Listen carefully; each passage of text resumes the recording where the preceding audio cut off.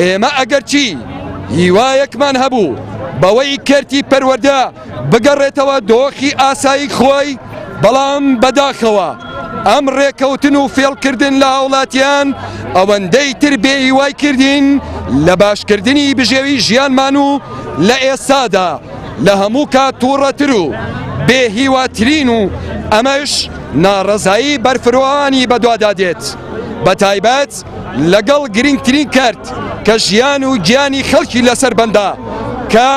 تەندروستیە و بۆیە لێرەوە ڕای دەگەێنین. یەکەم سبەینێ کە ڕۆژی سێشەممەیە کاتژمێردا لە بەردەم پەروەردەی ڕۆژئاوا خۆپیشاندان و ڕێپێوانی بەرفراوانی ناڕەزایی ئەنجام دەدەین و دواپەیامی خۆمان لێوەوە ڕادەگەێنین. دووهەم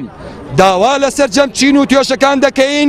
بێدەنگی بشکێنن، چونکە ئەم هەنگاوەی دەسەڵاتی شکست خواردووی هەرێم هیوای چاکردنی بژێوی بە تەواوەتی لە گۆڕنا. سێهەم ئێمە وێڕای تاقیکردنەوە لە هەڵوێسی ڕابردوومان و داوا لەو بەڕێوەبەر و مامۆسایانە دەکەین کە بە هیواوە چوونە هۆڵەکانی خوێندن